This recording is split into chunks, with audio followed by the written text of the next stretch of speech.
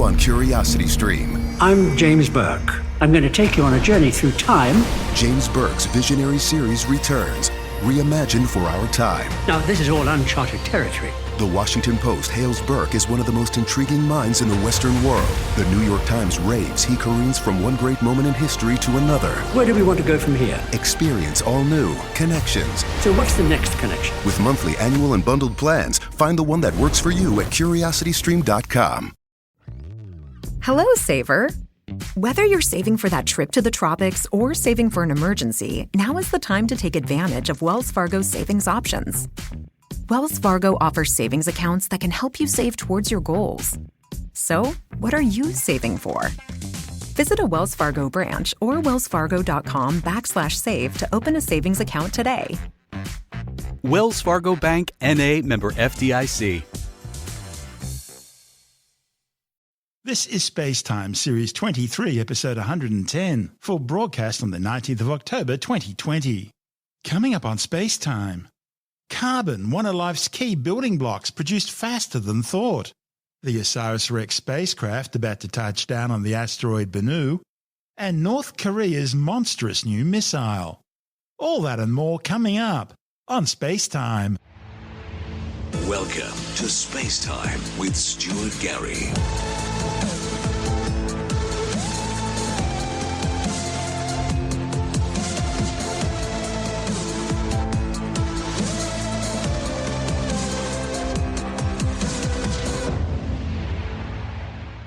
A new study has found that stars produce carbon, one of the key building blocks of life as we know it, some 34% faster than previously thought. The findings, reported in the journals Physical Review Letters and Physical Review C, may trigger a major shift in science's understanding of how stars evolve and die, how the elements are created, and even the origins and abundance of carbon across the universe. Stars produce carbon through the triple alpha process, where three alpha particles, that is helium nuclei, collide and fuse together within a tiny fraction of a second. But this process is so unlikely that for many years astrophysicists were at a loss to explain how carbon and heavier elements could be created. Then in 1953, the renowned astronomer Sir Fred Hoyle suggested a solution to the problem through a previously unknown excited state of carbon, very close to the energy of the triple alpha process. This excited state, now known as the Hoyle state, acts as a sort of stepping stone, producing a stable carbon atom, which in turn paves the way for future fusion reactions, allowing stars to make heavier elements from oxygen through to iron and beyond. The carbon and other elements formed inside stars eventually become the dust and gas from which planets and ultimately life are formed. But even with the help of this Hoyle state, the formation of stable carbon is still very unlikely. In fact, for every 2,500 Hoyle state nuclei produced, only one would transform into stable carbon. All the rest fall apart. Existing measurements for the state of carbon production in stars dates back to the 1970s. So physicists at the Australian National University and the University of Oslo decided to reproduce the results using today's more modern and sophisticated technologies. Shockingly, they found that when they reproduced how stars made carbon through the Hoyle state, it was actually being produced 34% faster than previously thought. One of the study's authors, Associate Professor Tibor Kibidi from the Australian National University, says it was a surprising result which will have profound implications across astrophysics. He says, put simply, if the Hoyle state didn't exist, neither would we. Directly measuring the rate of carbon production is very difficult, so instead the authors calculated it indirectly using observations of two different Hoyle state transitions. To measure the first transition, Kibidi and colleagues used the ANU's Heavy Ion Accelerator facility to fire a proton beam at an extremely thin sheet of carbon in order to form Hoyle state nuclei. A tiny fraction of the excited nuclei transitioned back into stable carbon by emitting an electron-positron pair, which the team detected with the accelerator's Super-E pair spectrometer. The ANU team also worked with researchers at the University of Oslo's synchrotron laboratory in order to measure the second transition, in which the Hoyle state emits a photon. They observed some 6 billion Hoyle state reactions, of which just 200 decayed through photon decay. By combining the ANU and Oslo results, the authors calculated the carbon production rate to be more than a third larger than previously thought. This unexpected result represents a major change for such a critical astrophysical quantity, and it'll have a big impact on models of stellar evolution. It's going to affect science's understanding of how stars change over time, how they produce elements heavier than carbon, how astronomers measure the age of stars, how often we expect to see supernova explosions, and even whether they're going to leave behind neutron stars or black holes. SpaceTime spoke with both Associate Professor Tibor Kibidi and the head of the ANU's Department of Nuclear Physics, Professor Andrew Stutchbury. And we started by asking Professor Stutchbury about the sorts of stars which make carbon. So the stars that make carbon are called red giant stars. They're much bigger than our sun, and they make it relatively late in their life cycle after they've used up the hydrogen and they're starting to burn helium. So most stars mainly burn hydrogen, which is the lightest element, and they burn it and convert it into helium. And in the red giant stars, after all the hydrogen has been converted to helium, effectively they can then start to burn the helium, and it's at that stage that the carbon will begin to be made. Our sun is a bit too small, it will never reach this stage. So it's a bigger kind of star. The universe has been through several stages of stars forming and then exploding, distributing their contents out into space and then reforming. So there's been a development in the way stars form, what they're made of. The later generations are made from the ashes of the earlier generations, and to some degree the red giants are an earlier generation than for example, our sun. And an important part of this is the triple alpha process and also the Hoyle state of carbon. Yeah, let me try to explain. So how carbon is made in a star, it was something which is puzzle. There are no stable elements. I mean, no stepping stone when helium particles can fuse together and form the carbon-12. Barium-8, which is assembled from two alpha particles, it's very short-lived. And if the third alpha particle comes, it will be carbon-12. But physicists realized if that would be a simple process like this one, helium would be used up pretty fast, and too much carbon will be produced and too little oxygen, which will be the next step when helium is fusing with the carbon, and star would use up all the helium and wouldn't be able to make the oxygen. Fred Hoyle had the brilliant idea there must be a state just above the energy, very close to the energy when three alpha particles fuse together, and that should be a resonance state. It means that it's unbound, it's not stable,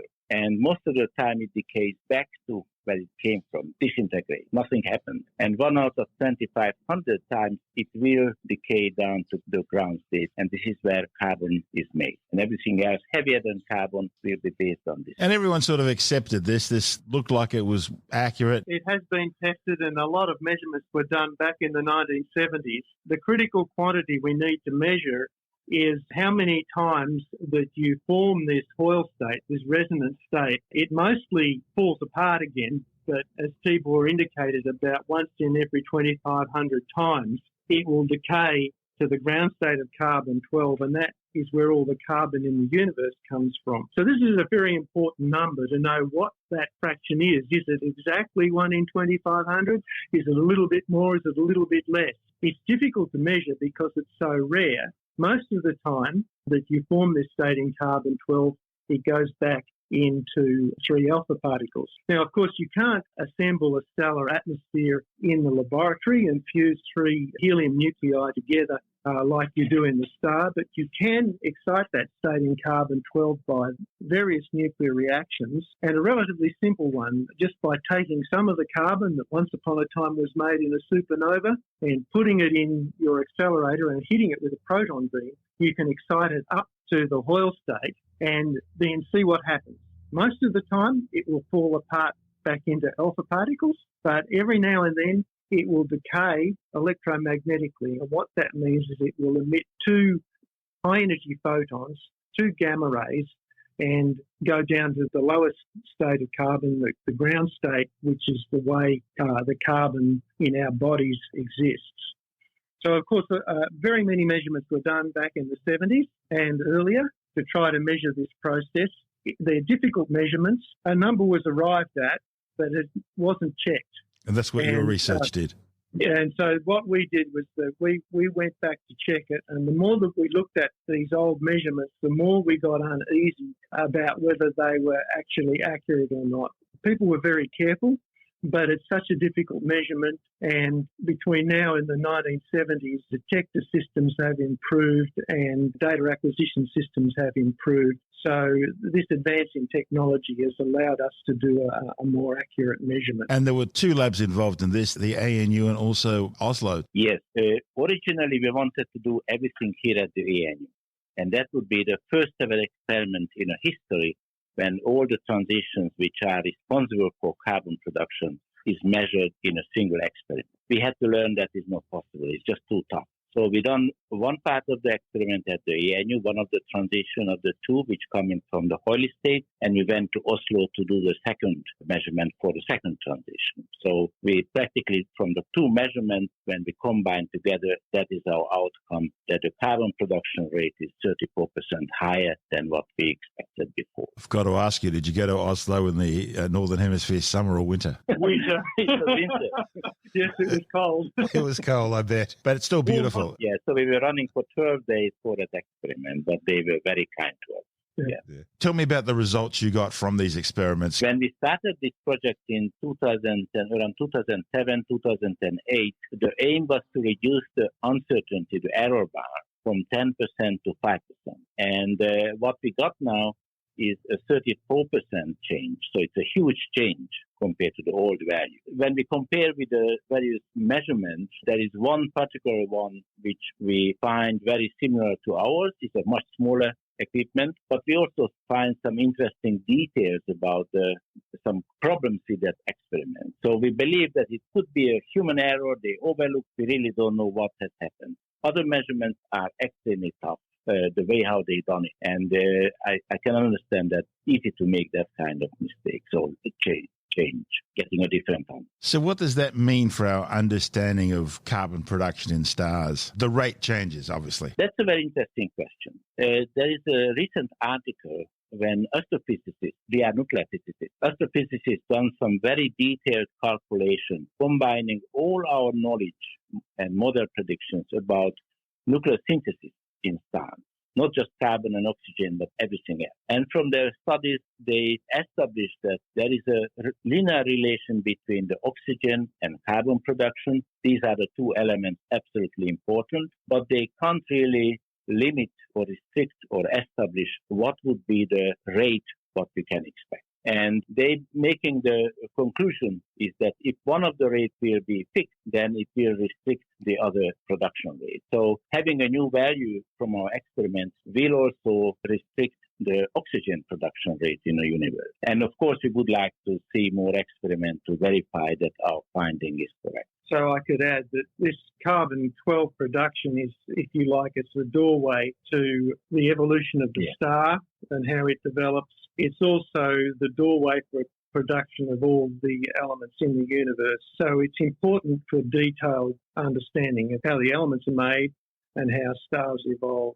So there's more complicated nuances that people was talking about. The simple thing is that this is the first step, and the first step is an important step to get right. Tell me about the Heavy Ion Accelerator facility at ANU. I mean, I normally think of things like the synchrotron down at Monash or, on a more exotic scale, I guess, the Large Hadron Collider. But the Heavy Ion Accelerator, it accelerates heavy ions, which for us means not electrons. So, for example, the synchrotron accelerates electrons and then makes synchrotron radiation. The Heavy Ion Accelerator can accelerate any element in the periodic table except those that won't form a negative ion. So that's a handful of elements. We can run proton beams. We can run most elements. In fact, we run, for example, plutonium, which is probably the heaviest. That's pretty heavy, yeah. Yeah, it's the heaviest thing, and that's actually done for a technique called accelerator mass spectrometry, where we use the whole accelerator as a very sensitive atom counter, and we use that for doing environmental science and other aspects of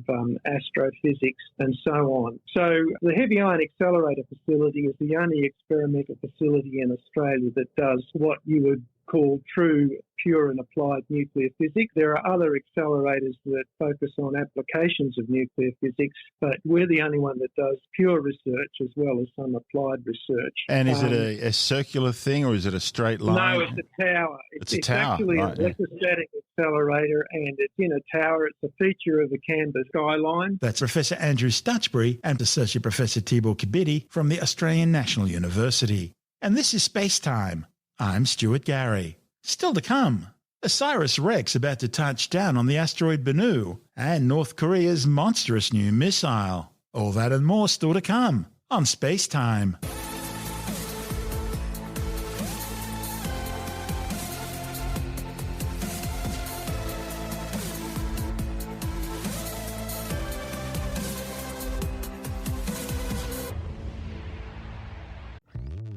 Hello, Saver. Whether you're saving for that trip to the tropics or saving for an emergency, now is the time to take advantage of Wells Fargo's savings options. Wells Fargo offers savings accounts that can help you save towards your goals. So, what are you saving for? Visit a Wells Fargo branch or wellsfargo.com/save to open a savings account today. Wells Fargo Bank, N.A., member FDIC. This episode of SpaceTime is brought to you by LastPass, simplifying your online life. Now, if you're anything like me, one of the biggest frustrations and time-consuming parts of going online anywhere is trying to remember and then use all those login details and passwords that you've built up over the years. And again, like me, you probably already have hundreds of them. Of course, on the other hand, you could just be like a lot of other people out there and simply use one password for everything, and that's not a particularly secure idea. But I guess it could be worse. You could be one of those people that use 1, 2, 3, 4, 5 or A, B, C, D, E. Or worst of all, you could use password as your password. And with the internet getting more and more dangerous, now really is the time to do something about that. And the good news is there's a great solution out there. It's called LastPass Password Manager. And with it, suddenly all those security hassles are gone. And believe me, the relief really is unbelievable. Not to mention the time it saves you. And it's so convenient having everything stored in the one manageable dashboard. If you sign up for LastPass, you'll be joining some 25.6 million fellow users around the world and more than 70,000 businesses. Now, you've got to admit, that's a lot of trust with one of the most important aspects of online life. And the good news is all this peace of mind is really affordable. If you want, you can simply sign up for the free service and leave it at that. Or for even more features, get the premium package, which is $4.50 a month. There are family and enterprise plans available as well. Plus, LastPass works across all devices and even suggests super secure passwords for you to use. So, why not put your passwords into autopilot and reduce the stress? You can check out LastPass at spacetimewithstuartgary.com/LastPass. That way, you'll be helping to support our show. So sign up and use it for free at spacetimewithstuartgary.com/LastPass and simplify your life. And like always, you'll find the link details in the show notes and on our website. That's spacetimewithstuartgary.com/LastPass. And now, it's back to the show.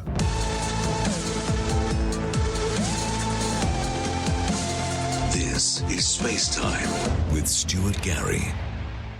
The final countdown is now underway in preparation for NASA's OSIRIS Rex spacecraft to touch down on the surface of the asteroid Bennu to collect samples for eventual return to Earth.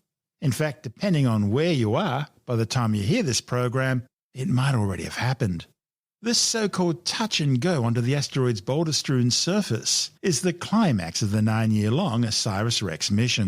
The 492-metre-wide asteroid Bennu is a NEO or near-Earth object. It is an orbit which intersects and crosses the Earth's orbit around the Sun. But its orbit is intrinsically dynamically unstable.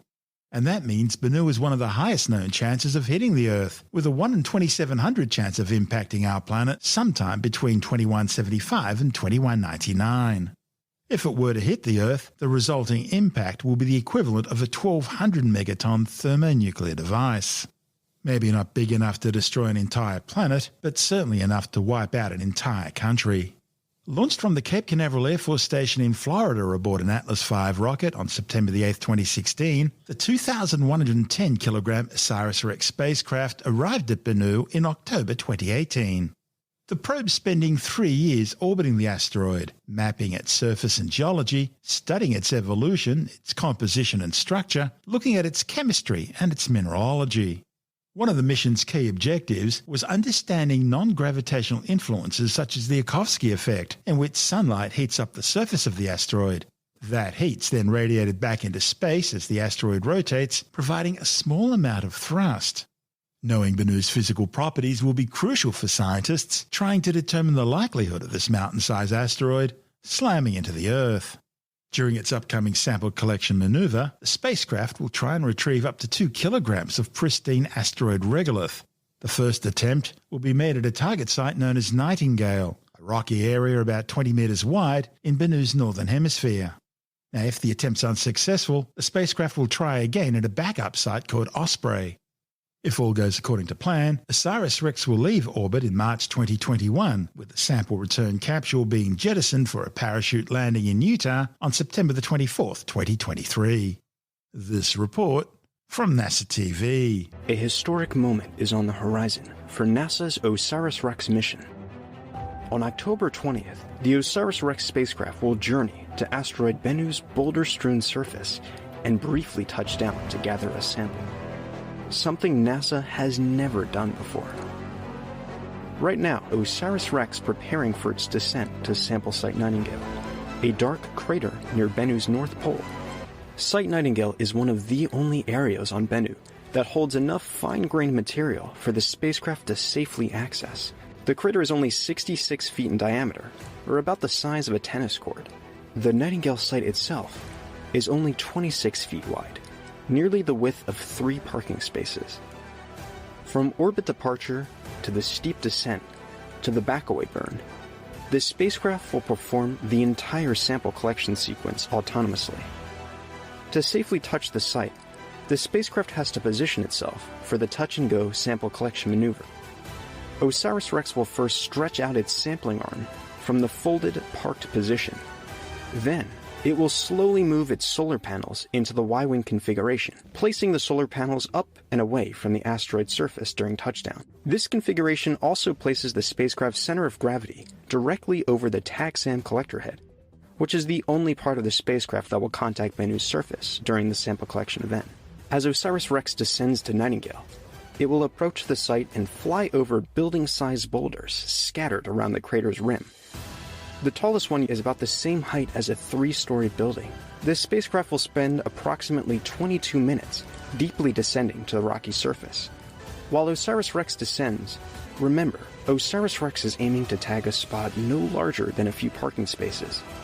In between these boulders are small patches of relatively clear surface, enough to allow OSIRIS Rex to collect at least 60 grams of pristine asteroid sample.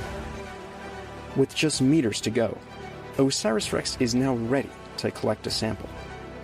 Once the sample collector head senses contact with Bennu's surface, it will fire a small puff of compressed nitrogen to kick up debris and capture pieces of the asteroid into the collector head, an event that lasts just a few seconds. OSIRIS Rex will then fire its thrusters to slowly back away from the surface and navigate to a safe distance away from Bennu. A couple days later, this spacecraft will image the inside of the sample collector head to verify that material was in fact collected. The sample will be delivered to Earth in September 2023. Since OSIRIS Rex arrived at Bennu, scientists have been characterizing the asteroid's composition and comparing it to other asteroids and meteorites. 3 new studies reported in the journal Science have been looking at Bennu.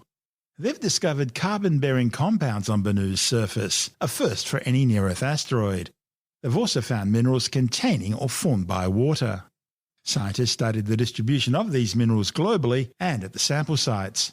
One of the study's authors, Vicki Hamilton from the Southwest Research Institute in San Antonio, Texas, says recent studies show that the organics and minerals associated with the presence of water are scattered broadly right around Bennu's surface, so any sample returned to Earth should contain these compounds and minerals. Hamilton and colleagues will compare the sample's relative abundances of organics, carbonates, silicates and other minerals to those found in meteorites in order to help determine the scenarios which best explain Bennu's surface composition. Asteroid Bennu is a dark rubble pile held together by gravity and thought to be the collisional remnant of what was a much larger main belt asteroid. Its rubble pile nature and heavily cratered surface indicates that Bennu's had a rough and tumble life since being liberated from its much larger parent asteroid millions or possibly even billions of years ago. Boulders strewn about the Nightingale site have bright carbonate veins, a compositional trait Bennu shares with aqueously altered meteorites. This correlation suggests that at least some carbonaceous asteroids were altered by percolated water early in their history. The boulders on Bennu have diverse textures and colours. That may provide information about their variable exposure over time to micrometeorite bombardment and the solar wind. Studying colour and reflectance data provides information about the geologic history of planetary surfaces. Bennu's diverse surface includes abundant primitive material potentially from different depths of its parent body, as well as a small proportion of foreign materials from another asteroid family which is littered about its surface. Both the primary and backup sample sites, Nightingale and Osprey, are situated within small, spectrally reddish craters that are thought to be more pristine, having experienced less space weathering than most of Bennu's bluish surface. The OSIRIS Rex team's also been comparing Bennu to Ryugu, another near-Earth asteroid. Both asteroids are thought to have originated from primitive asteroid families within the inner main asteroid belt between Mars and Jupiter. The Japan Aerospace Exploration Agency JAXA launched the Hayabusa 2 mission in 2014, which rendezvoused with Ryugu in 2018. After surveying the asteroid for a year and a half and sending a number of rovers down to the surface, Hayabusa 2 collected a number of samples of Ryugu, which are expected to be returned to Earth, parachuting down into the Woomera rocket range in outback South Australia on December the 6th. The samples returned by OSIRIS Rex, combined with the surface context maps the spacecraft collected, will improve interpretations of available ground and space telescope data for other primitive dark asteroids. Comparing returned Bennu samples with those from Ryugu will be instrumental in understanding the diversity within and the history of asteroid families and the entire main asteroid belt. Meanwhile, a separate study, reported in the journal Science Advances, suggests that Bennu's interior could be much weaker and less dense than its outer layers. The findings by the University of Colorado Boulder's OSIRIS Rex team could give scientists new insights into the evolution of the solar system's asteroids, how bodies like Bennu transform over millions to billions of years. Using OSIRIS Rex's mapping instruments and other tools, scientists spent nearly 2 years mapping the ebbs and flows of Bennu's gravitational field. Measuring the asteroid's gravitational field with enough precision allows scientists to determine regions of differing densities below the surface, effectively showing its internal structure. The data suggests the asteroid's core appears to be much weaker than its exterior, a fact which could ultimately put the asteroid's survival at risk in the not-too-distant future. The thinking is Bennu could simply fly apart as its rotational speed increases. As the name suggests, being a rubble pile asteroid means Bennu's little more than loosely held together mounds of debris. Asteroids also change over time, thanks to things like sunlight affecting how they spin and collisions with other asteroids. By studying how bits of rock were flung from Bennu's surface and then fall back down again, scientists were able to build an extremely detailed gravitational map. Now, as we mentioned on SpaceTime the other week, rocks on Bennu are initially flung up into space through the release of energy as they crack open due to heat stress caused by repeated hot and cold cycles as the asteroid rotates and different parts of the asteroid are exposed to sunlight. The authors combined this rock data with readings from OSIRIS Rex itself as the asteroid tugged on the spacecraft over many months. They discovered something surprising. Before the mission began, scientists had always assumed that Bennu would have a homogeneous interior. After all, a pile of rocks is a pile of rocks. But the gravitational field measurements are suggesting something very different. To explain those patterns, certain chunks of Bennu's interior would likely need to be more tightly packed than others. And some of the least dense spots on the asteroid seem to lie around a distinct bulge at its equator and another right at its core. The asteroid's rotation may be responsible for these voids. Scientists know that Bennu's rate of rotation is increasing, and that building momentum could be slowly pushing material away from the asteroid's centre and towards its surface. What it all means is that Bennu may very well be in the process of spinning itself to pieces. This is SpaceTime. Still to come, North Korea unveils a monstrous new missile, and later in the science report, new studies show the COVID-19 coronavirus can survive for up to 28 days on some common surfaces. All that and more coming up on SpaceTime.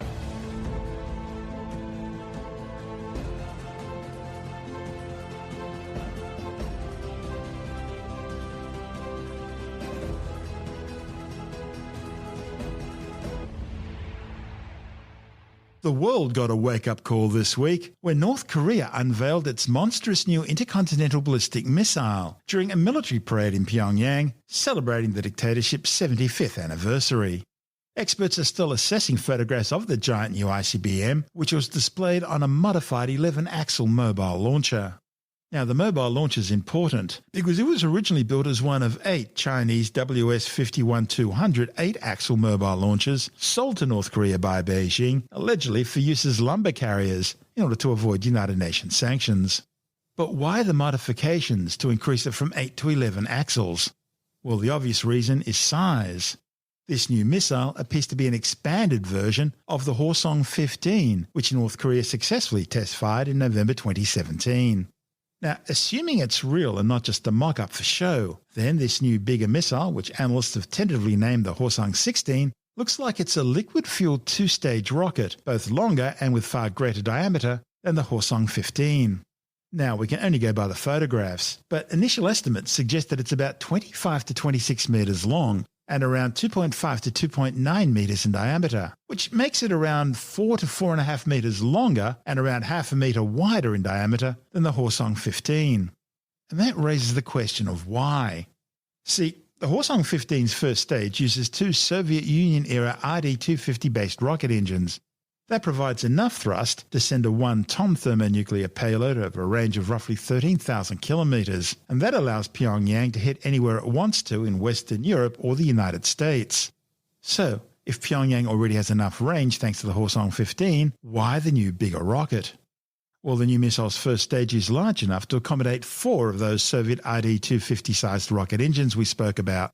And that suggests it's designed to increase payload capacity, either because they haven't miniaturized their nuclear warheads enough, and we know that was a problem a few years ago, or alternatively, it's designed to deliver either multiple nuclear warheads or a mixture of nuclear and decoy warheads. But there's yet another issue, and that's the fact that it appears to be liquid-fueled. In some ways, launching a liquid-fueled rocket from a mobile launcher can defeat the purpose of mobile launchers as being available for rapid deployment. That's because the hydrazine rocket propellant used in these missiles is highly volatile and extremely corrosive. So the missile could only be fueled just prior to its launch. But when we say just prior to launch, it would require half a day and several fuel trucks. And that's not rapid deployment. This is SpaceTime.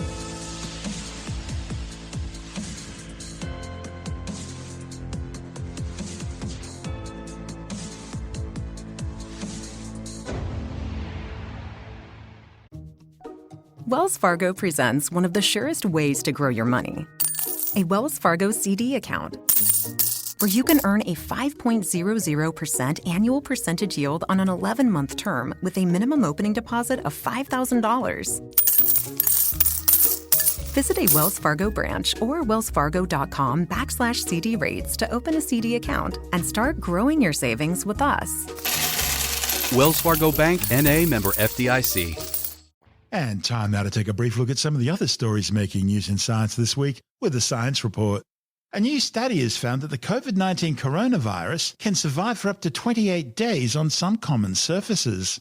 The research by the CSIRO found that the deadly virus survives on a wide range of surfaces, including mobile phone screens and other glass, as well as banknotes and stainless steel, with survival rates longer at lower temperatures. It also tended to survive longer on smooth and non-porous surfaces compared to porous complex surfaces such as cotton. And interestingly, it survived longer on paper banknotes than the polymer notes we use in Australia. The study, reported in the journal Virology, was carried out by the Australian Centre for Disease Preparedness in Geelong, one of 4 biosafety 4 labs in Australia. Establishing how long the virus remains viable on surfaces enables health authorities to more accurately predict and mitigate its spread. So far, some 39 million people have been infected and over 1 million killed by the COVID-19 coronavirus in the 11 months since it first originated in Wuhan, China.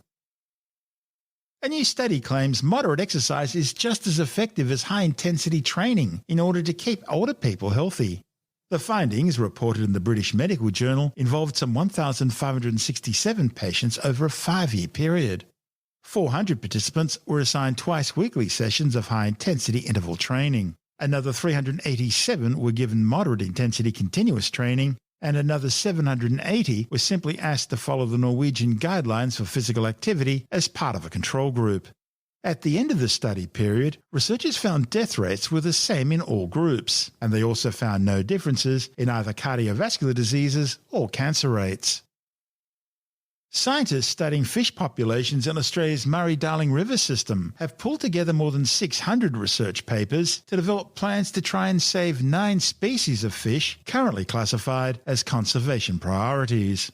The findings, reported in the Journal of Marine and Freshwater Research, suggest the biggest known gaps concern the early life stage requirements, survival, growth rates, condition and movements.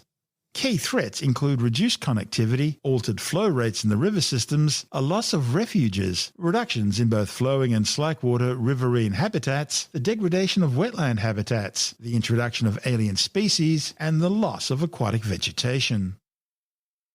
A new species of mosasaur has been identified in northern Morocco. The fossilised remains of a metre-long skull and isolated bones were discovered in a local phosphate mine. A report in the Journal of Systematic Paleontology says Gavialimemus almargeribensis has a long, narrow snout with interlocking teeth, similar to some crocodiles, which paleontologists believe help to catch fast-moving prey.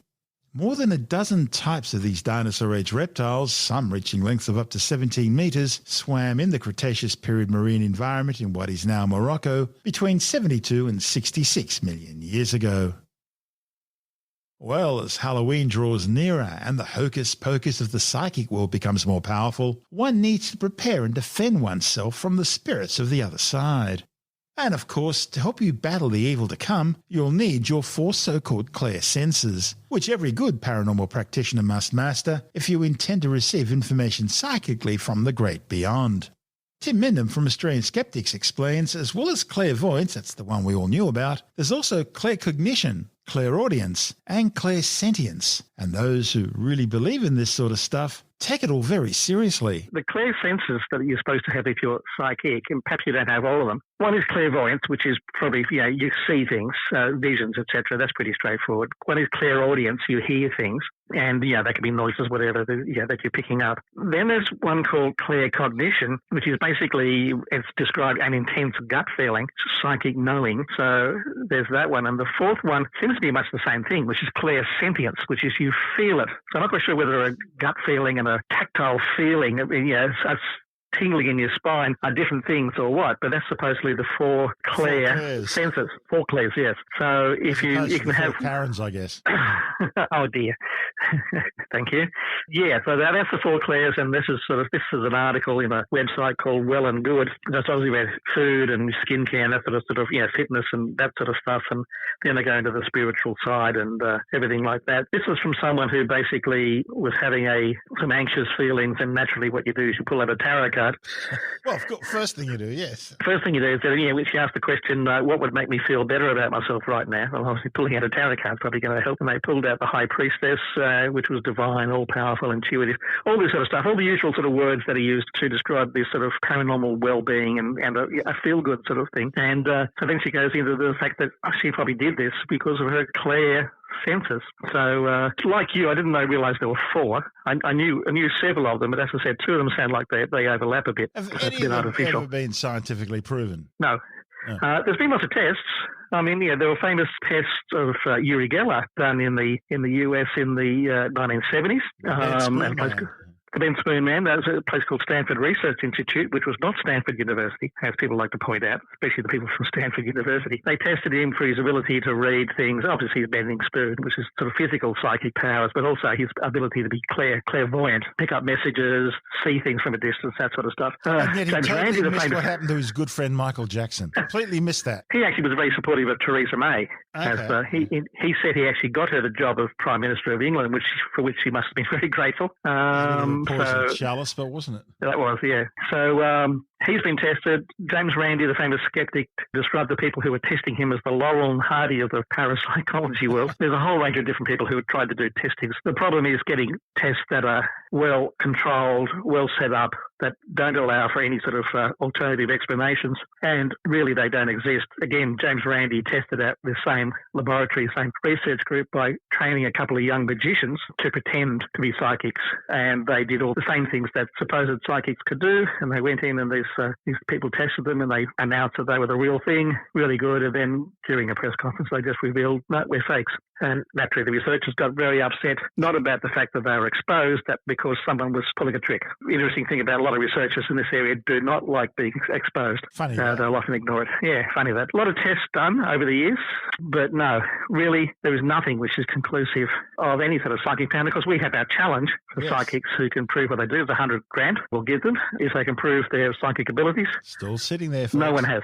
Yeah, it's still there. No one has. I mean, they're serious tests. They're tests that both sides agree to. That's fair and above board. But no one gets past the first hurdle, actually, because they really can't do what they say they can do. Psychics and people often avoid the test these days because they don't like putting it to the test. That's Tim Mindham from Australian Skeptics.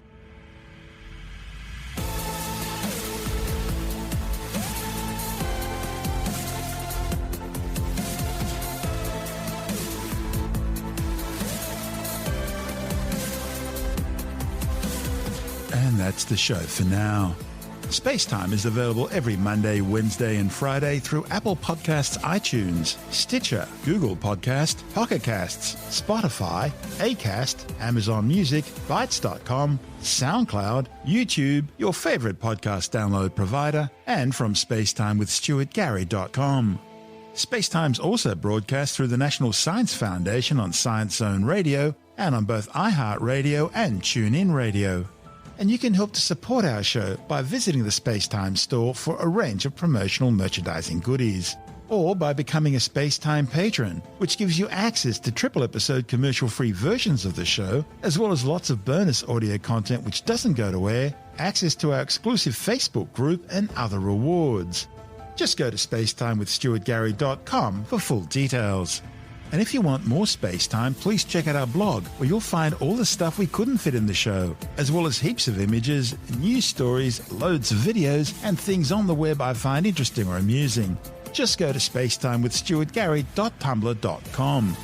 That's all one word, and that's Tumblr without the E. You can also follow us through @StuartGary on Twitter, @SpaceTimeWithStuartGary on Instagram, through our SpaceTime YouTube channel, and on Facebook, just go to facebook.com/SpaceTime with Stuart Gary. And SpaceTime is brought to you in collaboration with Australian Sky and Telescope magazine, your window on the universe. You've been listening to SpaceTime with Stuart Gary. This has been another quality podcast production from Bytes.com.